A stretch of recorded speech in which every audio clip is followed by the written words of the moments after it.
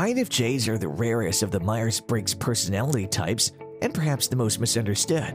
While most people adore INFJs for their calm reasoning and intellectual prowess, there are several people whom INFJs rub the wrong way. Keep watching to find the shocking reasons why people hate INFJs. Number 10. They're perfectionists. Practice makes perfect. It is something that we all have heard at least once in our lives. But in reality, no matter how many times you practice, no one is truly perfect. Think that they're the best at everything they do, and this precept can be very daunting for a non-INFJ. While people expect the bare minimum for any project, INFJs always seem to be a step ahead of the rest, no matter how big or small the task at hand. They want to do everything seamlessly and perfectly without a hitch, and can go to any extent necessary to do so. This in turn makes other people hate them, as not everyone has the strength and time to do each and everything perfectly.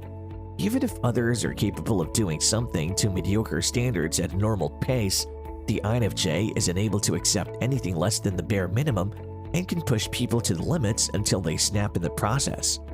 Number 9. They're vulnerable. Unfortunately, in the world we live in, very few people care and love other people. INFJs are known for their empathetic and compassionate nature, and they care immensely for those around them. Unfortunately, the downside to their kind and helpful nature is that they become magnets for narcissists and other people who will take advantage of them. As a result, INFJs don't always open up to others directly, and it takes them a good amount of time to become comfortable with others. Hence, there's a chance that they can create significant damage in their relationships, as they might hide parts of themselves and their personalities until they're certain they can trust them.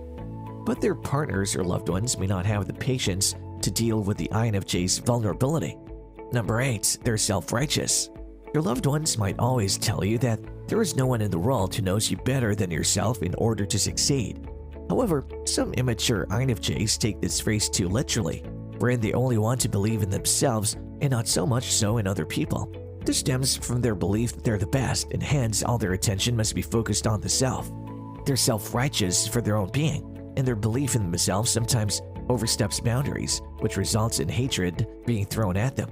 These INFJs are, however, not that awful and have room for improvement, although it's up to them to improve on said matters. Number 7. They can be standoffish. INFJs might sometimes not appreciate others' hard work or victories. For example, if someone buys a phone that they have been saving up for a few years and they proudly show it off to their friends, the INFJ can sometimes be that one friend who will say, "Oh, I had one just like that, but don't use it anymore since it doesn't have the latest features and is still last season." Hence, they may seem standoffish and snobby, and while the person on the other side of the conversation may feel hurt deep inside, on the surface, they'll try to keep calm and simply nod. INFJs have an innate desire to one-up people who are better than them, as they have the mindset to perfect at everything. Hence, this nature of theirs may create seemingly cautious rifts between them and non-INFJs. Number 6. They can be vindictive. Revenge is not the best way to fix things, and while INFJs understand this notion, they might sometimes resort to this tactic. This Myers-Briggs personality type hates confrontation of any kind, and they usually just slam the door on those whom they deem incorrigible. However, sometimes if they feel wronged and betrayed by a person whom they trusted completely, they might resort to the path of revenge. An INFJ in a vindictive mode wants the person who hurt them to suffer as much as they themselves suffered.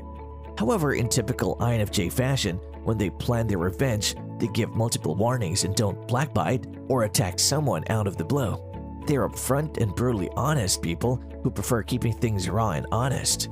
While other Myers-Briggs types also have a vindictive side that comes out on occasion, the difference with INFJs is that they don't openly admit or disclose what they feel or think. They may forgive faults, but being perfectionists, they're always angry deep inside. Though they give chances to the person, once they have given multiple chances, their vindictive side comes to the surface once more. Number 5. They might be condescending. INFJs can find the needle in a haystack, quite literally. They're known for observing patterns and piercing things together, even when there are no apparent cues available. Since they're usually right about things, some INFJs might be perceived as having a condescending nature. They might also develop a superiority complex. Them being perfectionists also doesn't sit well with certain people. It is believed that INFJs will do a specific task multiple times until they're the best at what they do. If they set their mind to something, they put in their best efforts to perfect it. Their motto is go big or go home. In addition, INFJs are not afraid of trying over and over again. But since they're afraid of failing, they might be condescending toward their peers when stressed. Since they're hard to understand, only keen and patient people will be able to understand an INFJ on a mission, whereas others might steer clear away from them, making them feel more alone than usual. Number 4, they can be emotionally influential. INFJs have the tendency to influence the emotions of others. In other words, they can play with other people's emotions to get what they want. While they're closed off themselves, they have no problem manipulating others and using their cunning side when they feel wronged or betrayed. When they resort to being Machiavellians, they refuse to compromise on the norm and fit in. Instead, they do what they sincerely wish to and stand out from the rest. The emotions they keep from other people can either make them or break them, which is why they prefer to keep them private instead of sharing their feelings. This coping mechanism is another reason why some people cannot stand INFJs. Number 3, they can be judgmental. One thing that all people hate, no matter how much they deny it, is judgment. Unfortunately, it's something that most people don't practice. Even if they don't do it intentionally, it is something that is second nature to most people. For example, when people are asked to describe a stranger, they tend to put in their own opinions about their looks or the clothes they wear. As for INFJs, they're slightly different as compared to other MBTI personalities, as their actions speak louder than words. Their judgmental nature can come across as guilt trips. They may also consider judgment as a channel to blow things out of proportion. Often, the INFJ has an immoral answer to small matters and loves to make a big deal out of things. Sometimes they become obsessed with a certain project or line of thought and cannot seem to let things go. So this style of being judgmental somehow crosses the line in inexplicable ways and makes it hard for some sensitive people to be around them. Number 2, they can be unrealistic. Some people live in the land of their dreams, hypothesizing unrealistic scenarios that probably won't happen. INFJs by their very nature are artistic and creative beings, but sometimes they get so lost in their thoughts about perfectionism that they may have unrealistic expectations about people and other things. Number 1, they can be hypocritical. Hypocrisy can be defined as the practice of claiming to have moral beliefs and standards to which one's own behavior doesn't conform. INFJs are sometimes said to be hypocrites, and hence, people can't stand being around them. They have an attitude wherein they say they don't care about people, but nevertheless push their buttons to get their own way. As a result, people begin questioning their capabilities and promises without truly getting to know them better or understanding where their standards come from. Have you ever felt intimidated by an INFJ?